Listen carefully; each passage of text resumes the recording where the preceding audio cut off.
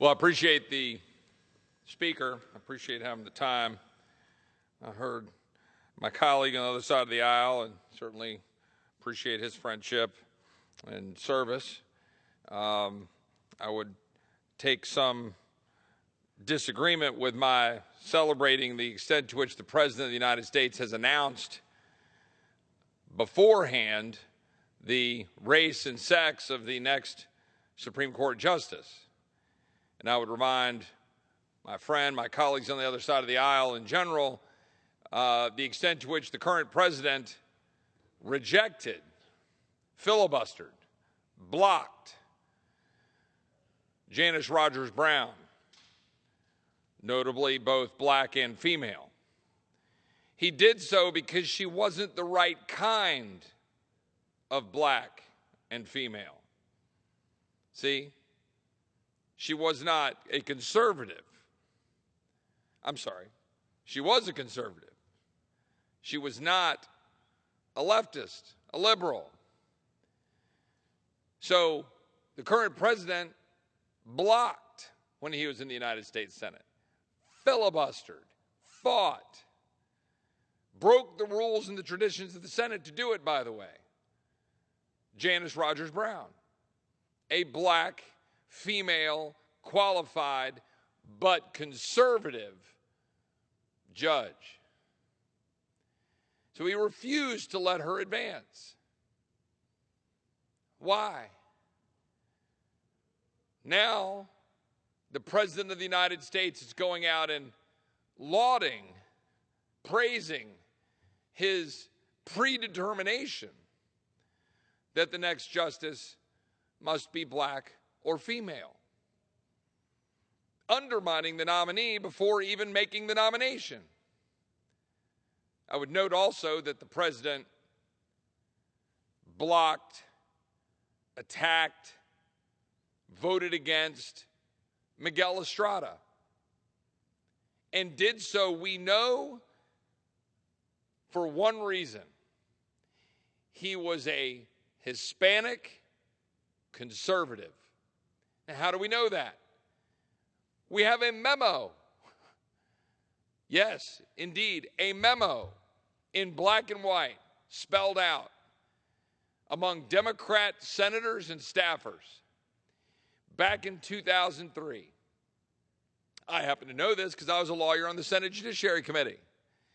But my, how this town loves to sweep aside little details like the current Democrat President of the United States working in coordination with Democrat members of the United States Senate when he was a senator to stop, to block, to filibuster Miguel Estrada because he is an Hispanic conservative, and we can't have that, can we?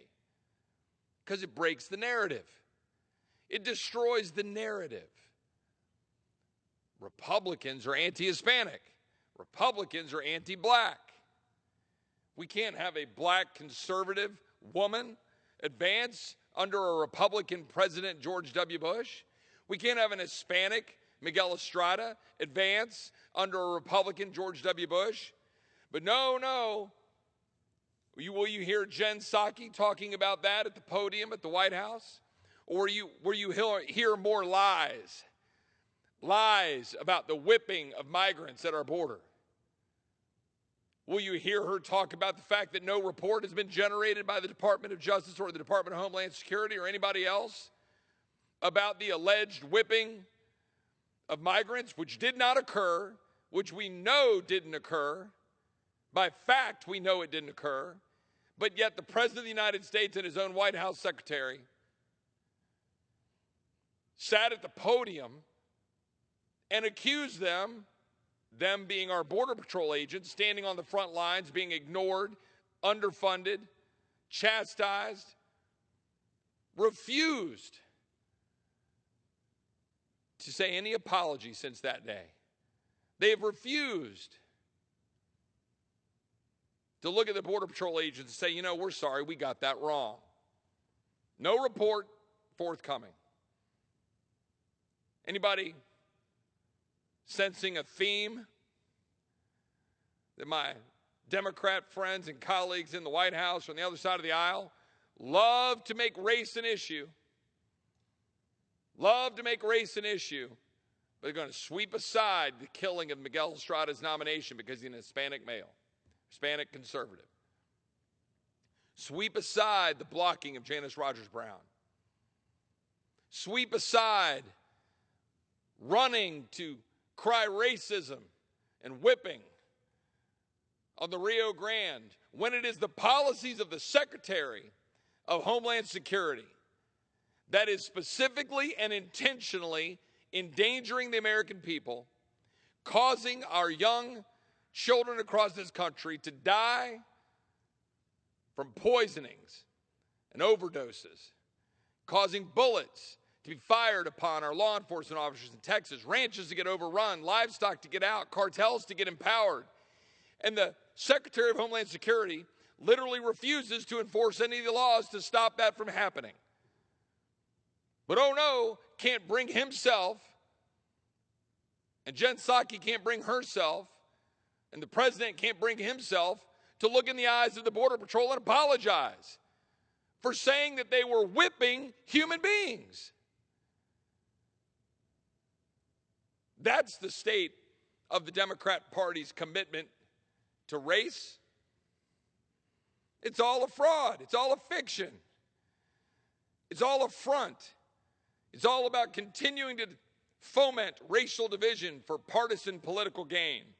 And it has nothing to do about judging people by the content of their character and not the color of their skin. Because if it were, Janice Rogers Brown would not have been blocked. Miguel Estrada would not have been blocked. And the President of the United States wouldn't be standing up at a lectern today predetermining the race and the sex of the next Justice of the United States Supreme Court.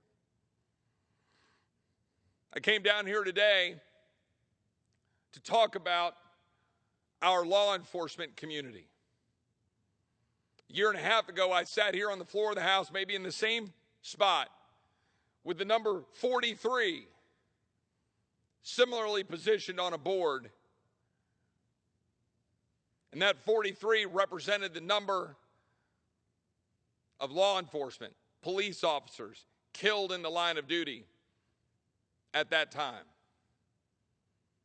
Well, I would say to the Speaker, to my colleagues who are, of course, notably, as I like to observe, not here. This is our idea of debate, you know, in the United States House of Representatives. Fly out day, everybody's getting home. Nobody's here. We never have actual debate. We never offer amendments. We never have a back and forth. We come down and have show votes and give speeches then on the Capitol steps about how Republicans are better than Democrats or Democrats are better than Republicans. We never sit down here and actually debate. If we did, then we could have an honest debate about policies that will protect this country and protect law enforcement officers from the constant barrage and attack levied against them across this country. I am sick and tired of seeing nonstop attacks on our law enforcement community for being the ones on the front lines every day dealing with crime and figuring out how to protect our communities, and yet getting tossed under the bus, cast aside as being the ones that we should be targeting. 84 dead law enforcement officers across this country last year. 84.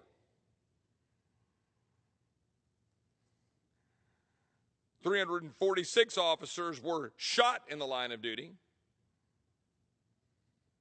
103 ambush-style attacks on law enforcement officers,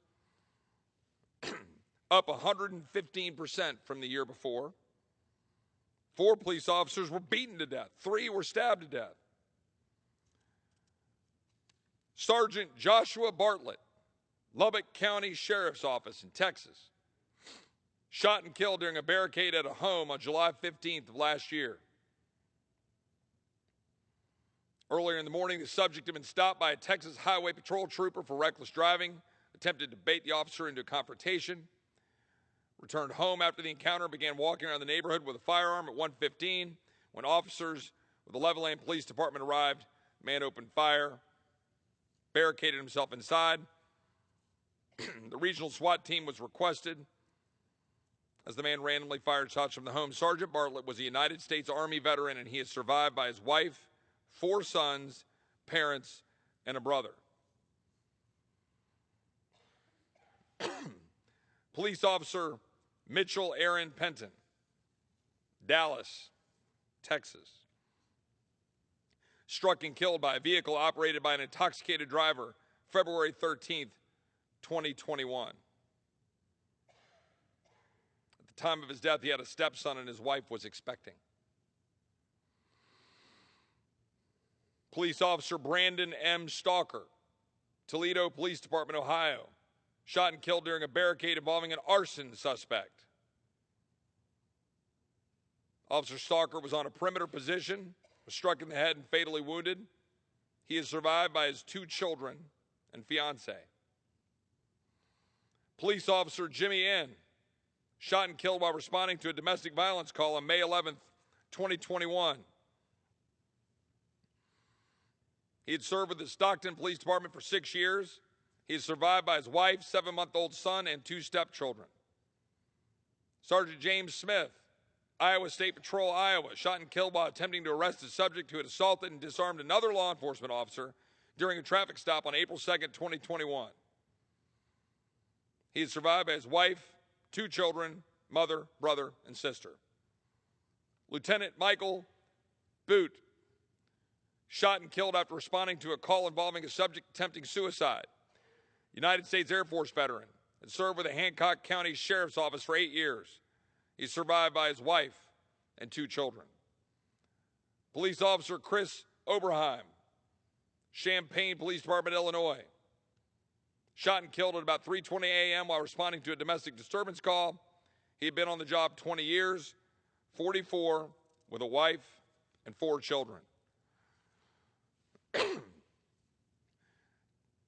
Trooper Chad Michael Walker, Texas Department of Public Safety, March 28, 2021. Succumbed to gunshot wounds sustained 5 days earlier when he was ambushed while stopping to assist what he believed was a disabled vehicle near Mejia, Texas. He had served with the Texas Highway Patrol for 6 years, 18 years of law enforcement. He is survived by his wife, 15-year-old son, twin 7-year-old daughters, and a 2-month-old daughter.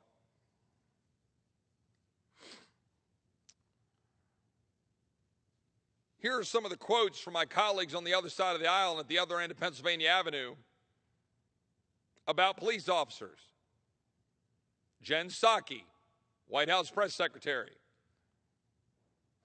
while criticizing Fox News coverage of soft-on-crime policies, stated while laughing, "What does that even mean?" and referred to the coverage as an alternative universe. President Biden famously expressed support for the defund the police movement during an interview in 2020, then had to walk that back after backlash. Vice President Kamala Harris applauded Los Angeles Mayor Eric Garcetti for defunding the police. Representative Ocasio-Cortez said, quote, "Defunding police means defunding police," arguing the cuts to the New York Police Department weren't enough. Representative Ayanna Pressley said she supports efforts to defund police departments. Representative Rashida Tlaib called for, quote, "no more police." Tlaib's campaign has paid over $150,000 to defund the police activist Rasha Mubarak. Representative Ilhan Omar said, quote, "not only do we need to defund, we need to dismantle police departments." Representative Cori Bush said that she would, quote, "make sure," end quote, "she has private security for protection," while simultaneously promising to defund the police. This weekend, Representative Bush doubled down on her support for defunding our police departments on Twitter. Representative Biden's Assistant Attorney General, Kristen Clark, supported efforts to defund the police. Representative President Biden's Associate Attorney General, Vanita Gupta, said officials must heed calls to, quote, decrease police budgets and the scope, role, and responsibility of police in our lives. President Biden's Secretary of Labor, Marty Walsh, proposed a budget to divert funding from law enforcement. Now, we see what's happening in Minnesota, where you have one of the individuals who was a part of the mob violence riots in the summer of 2020, who burned down a store, a commercial property, and did so with video footage indicating the glee of doing so, this being an individual with a very long criminal record. The man who owned or worked at the establishment, I think had 5 kids, died as a result of the fire set by this individual in Minnesota. The United States Attorney's Office in Minnesota filed a sentencing brief that read exactly like the defense lawyer's brief, citing all of the events of the summer, completely offsetting the dead father of 5 with a store burned to the ground during mob violence rule in the summer of 2020. And this United States Department of Justice, this United States Attorney's Office in Minnesota, downward departed from the sentencing guidelines of 20 years down to 10 years, purposefully citing the political interests of the summer of 2020, the political cause of the summer of 2020, in recommending that downward departure, despite the criminal record of the perpetrator of the crime, despite the destroyed and burned down building, despite the death of the owner of the store and the fact that he had multiple children. All of that was cast aside in the political judgment, not even of the judge, but of the United States Attorney's Office. Lo and behold, that acting United States attorney, a few months later, is now working at Maine Justice.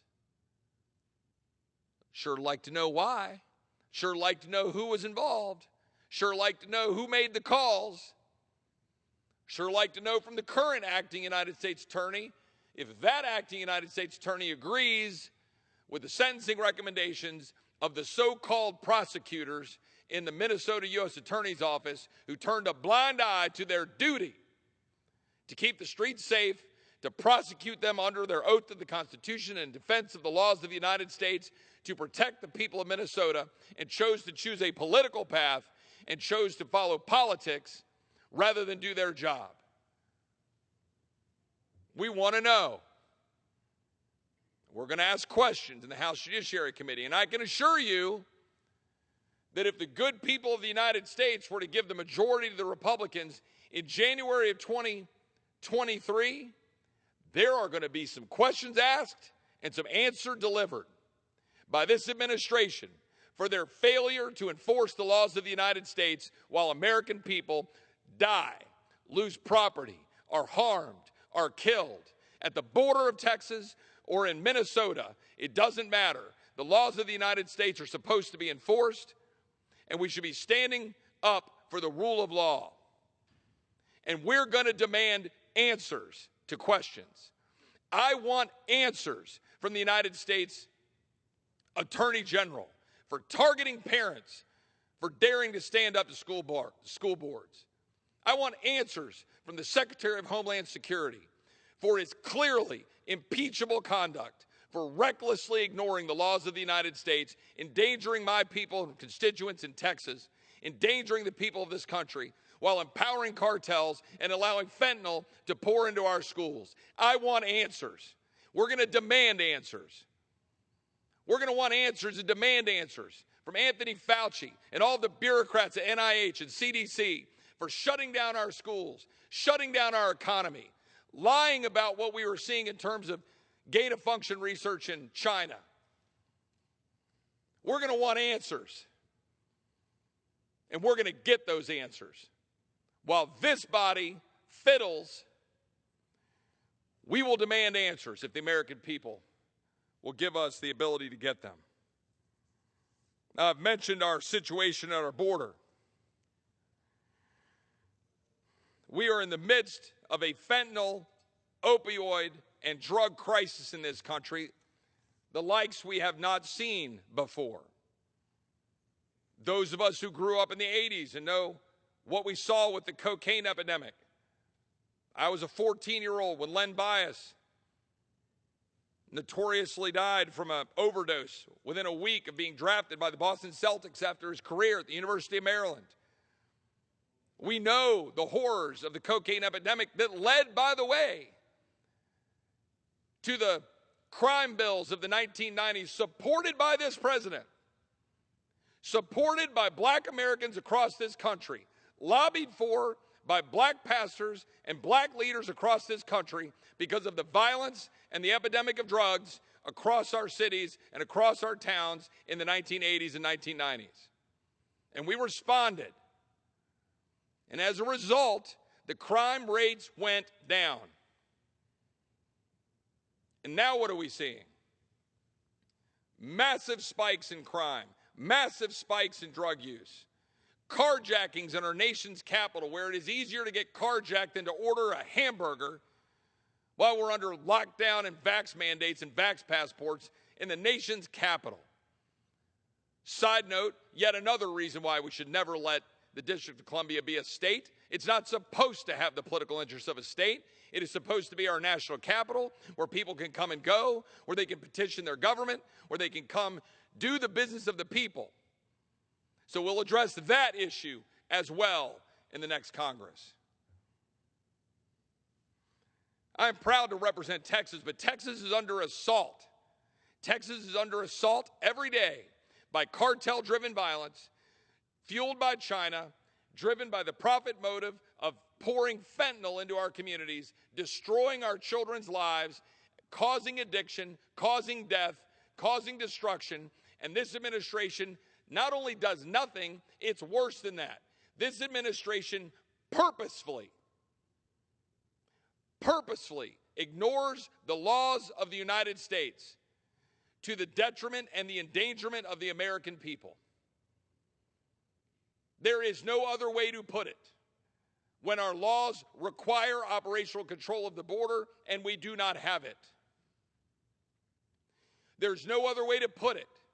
When our ranches are overrun, fences are cut, livestock gets out.